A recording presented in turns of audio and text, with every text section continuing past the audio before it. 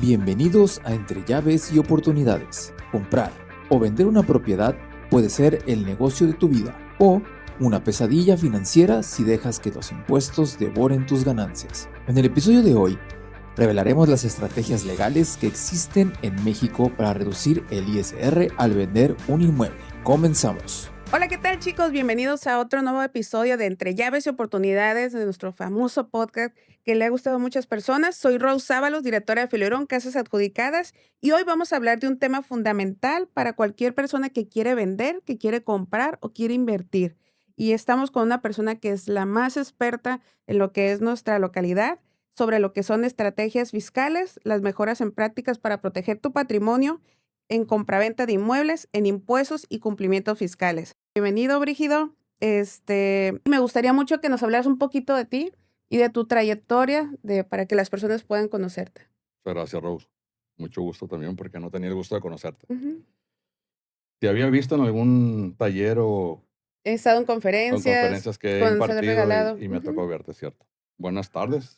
Ajá, pues más que nada eso, o sea, ¿cómo llegas tú, Brígido, a este tema de las estrategias fiscales, de los Mira, cálculos? yo tengo aproximadamente casi 40 años que Wow. ya empecé en este ramo inmobiliario con los notarios y pues llegué casual o accidentalmente y encontré un nicho de mercado que me gustó, me agradó y pues ahí me quedé. Y Ujú. los resultados pues aquí están, ¿no? Después de casi 40 años aquí seguimos y creo que la mayoría de las personas pues me ven con buena cara, con buenos ojos y creo que siempre he tratado de ser muy transparente en lo que hago y darles las asesorías pues en los mejores términos, ¿no? Sí, me Yo- ha tocado ver con clientes que se han acercado a ti, que han podido tener una solución, y eso es algo muy padre, ¿no? Porque llevas el punto estratégico de lo que es la finalización de una escritura, de un proceso, de una venta, de una Sí, compra.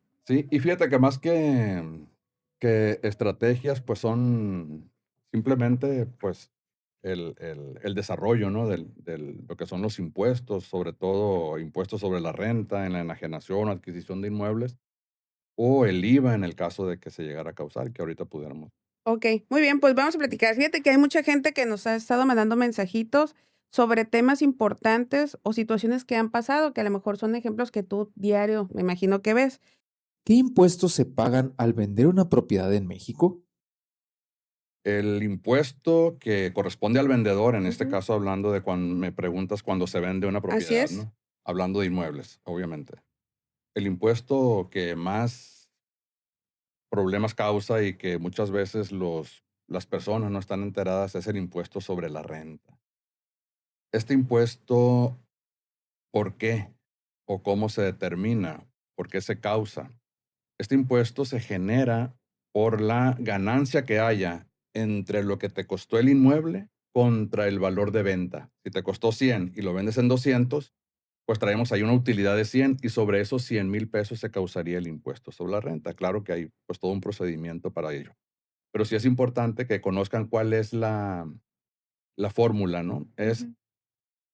¿Cuánto les cuánto me costó? costó, en Ujú. cuánto lo estoy vendiendo, cuánto le estoy ganando. Realmente sobre eso nos determinamos el impuesto sobre la renta. Sí. Okey, muy bien. Ese es el impuesto más importante. Ya hablando de IVA, por ejemplo, que es otro de los impuestos que se causan al vender un inmueble, es únicamente cuando se trata de construcciones que no tengan un uso habitacional.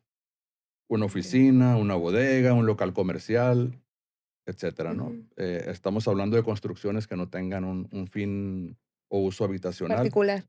grava Ujú. IVA. Okey, Y ese es un tema que también se pone sobre la mesa porque es un impuesto alto también, pero ese se le traslada al comprador. okey, A pesar de que es un impuesto a cargo del vendedor, se le traslada al comprador como todo el IVA. ¿Quién lo genera y quién lo paga? El consumidor. okey, muy ¿Sí? bien. Lo genera el vendedor, pero lo paga el consumidor.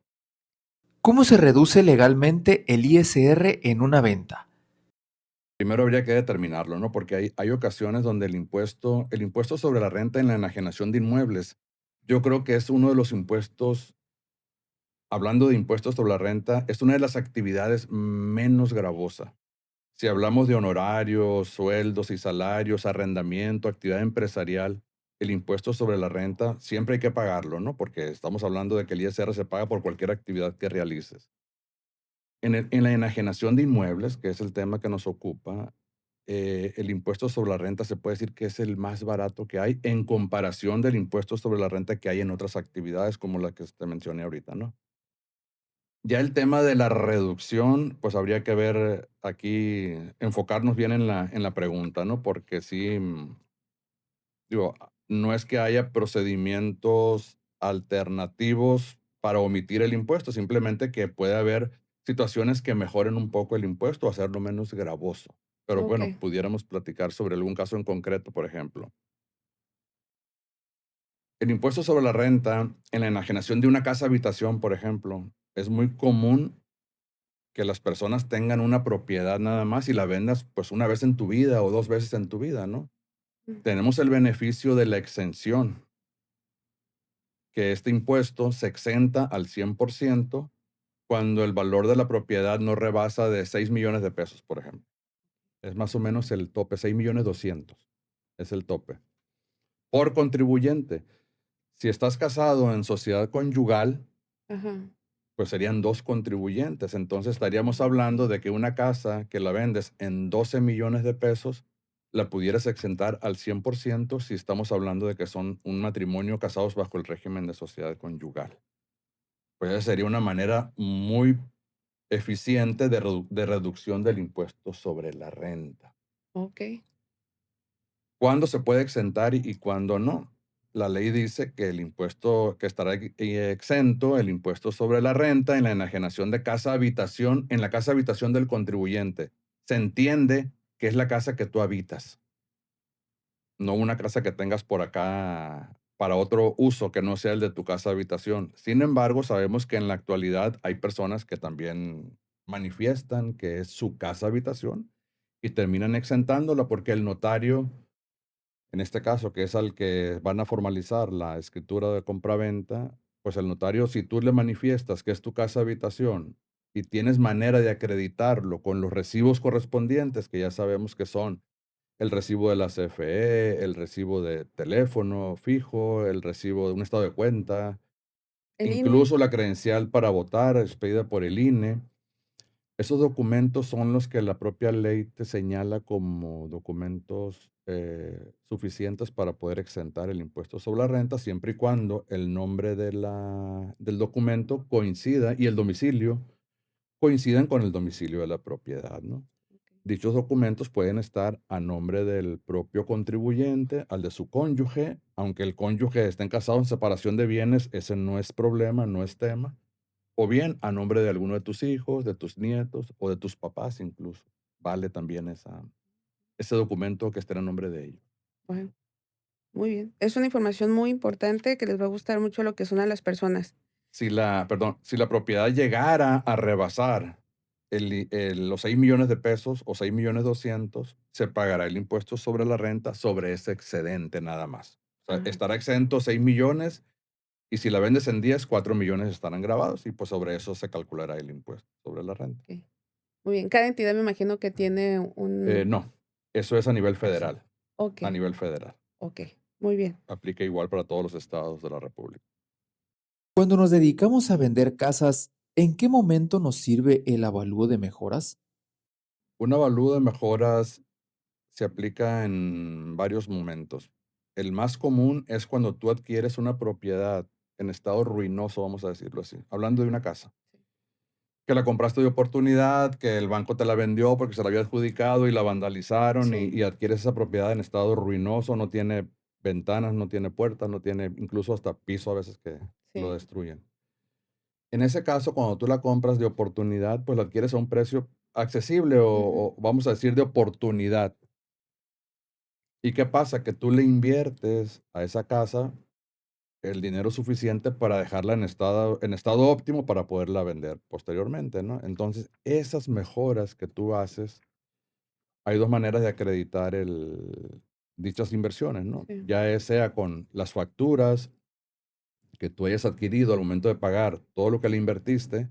Si tú subcontratas a una persona para que te haga La la remodelación y eso. remodelación y la adecuación y la reparación, pues esa persona que tú contratas te expedirá una factura por todo lo que fue el proyecto de la remodelación y de la reconstrucción. Sí. Pero si ya lo haces tú por tu cuenta, pues va a estar muy difícil de que tú estés facturando todos los gastos o Ujú. inversiones que estés haciendo, ¿no? En esos casos, sí aplica convenientemente el tema del avalúo de mejoras. ¿Por qué? Porque la ley fiscal te da ese beneficio, ¿no? Para cuando una persona no se dedica preponderantemente a vender inmuebles, por ejemplo, sino que es un acto meramente accidental, aplica esta fórmula, Este, vaya, que es muy buena, ¿no? Porque si tú invertiste, vamos a suponer, en la remodelación o en reacondicionamiento de la propiedad, 500,000 pesos, bueno, habrá un perito que valúe esa cifra, ¿no? ¿qué es el cambio Que es el de la cambio de cómo estaba originalmente, porque habrá que acompañarlo con las Ujú, evidencias, y cómo está ahorita, y él te va a decir: "Yo considero que aquí invertiste esta cantidad", y él te va a dar un detalle, ¿no? ujú.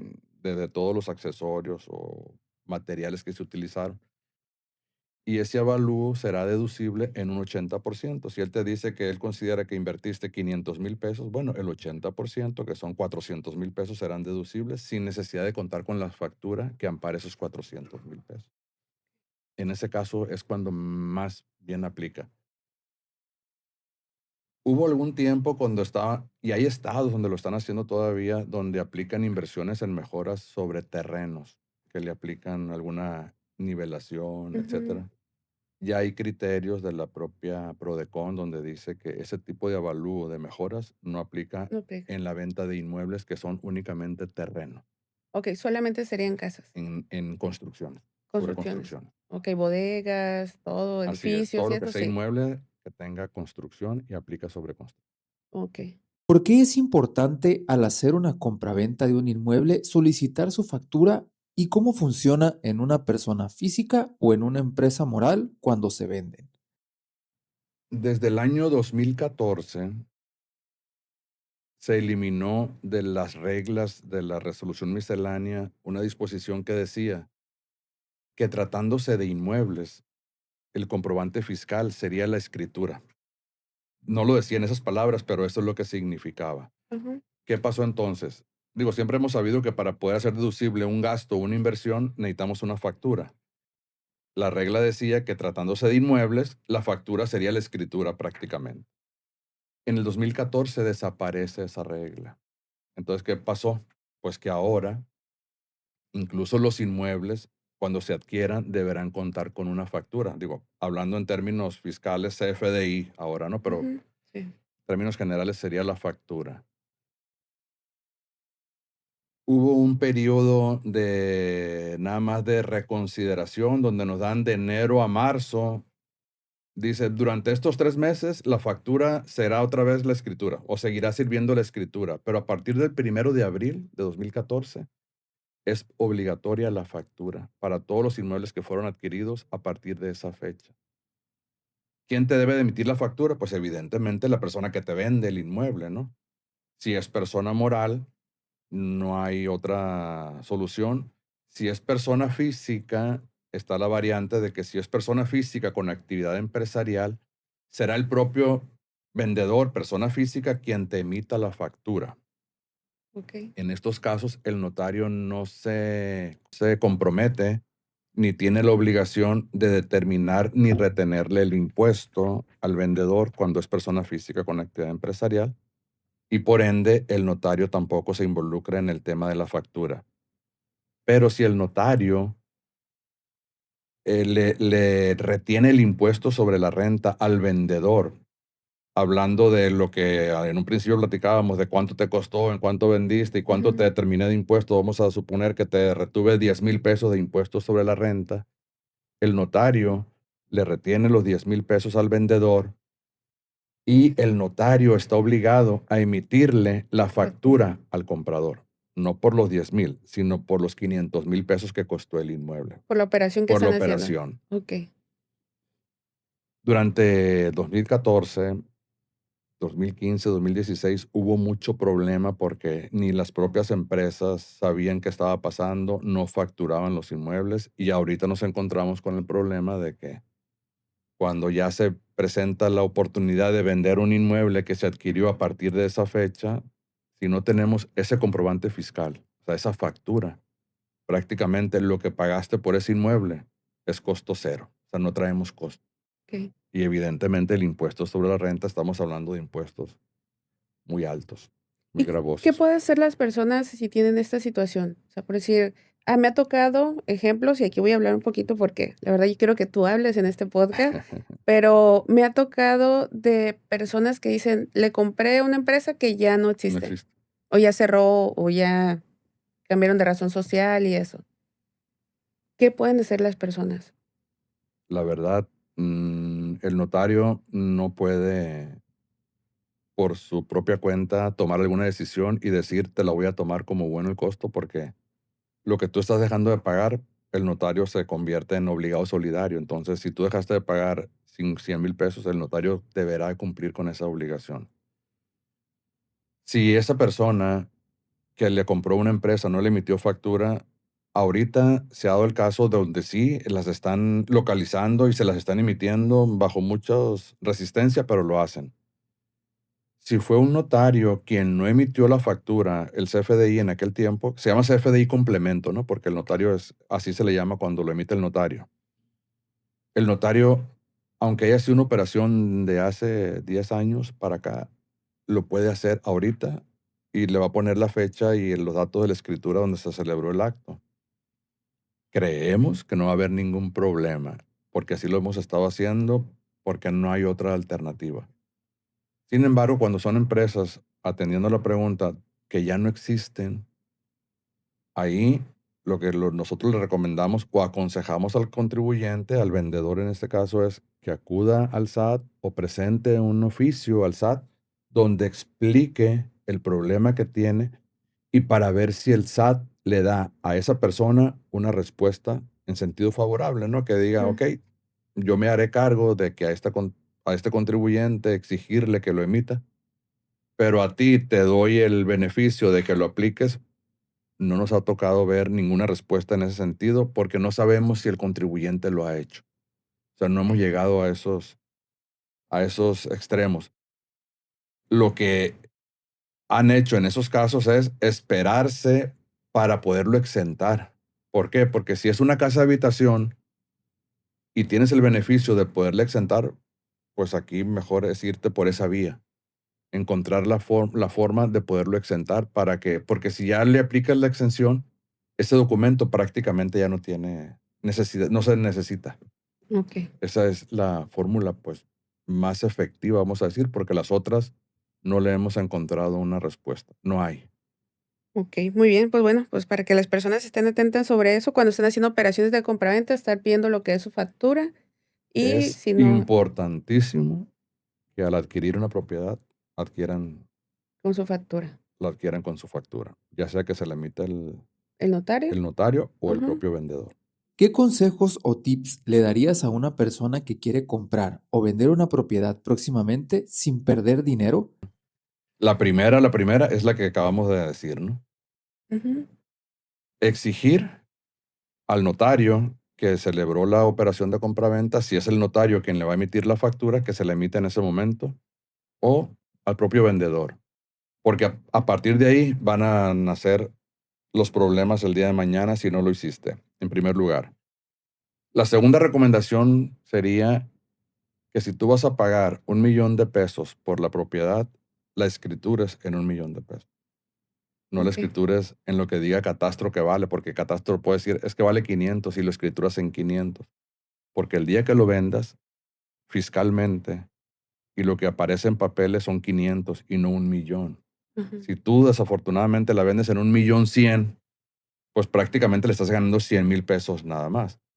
Pero como en papeles dice que te costó 500, pues le estás ganando 600 600. mil. Y el impuesto de 600, pues van a ser 100,000 pesos.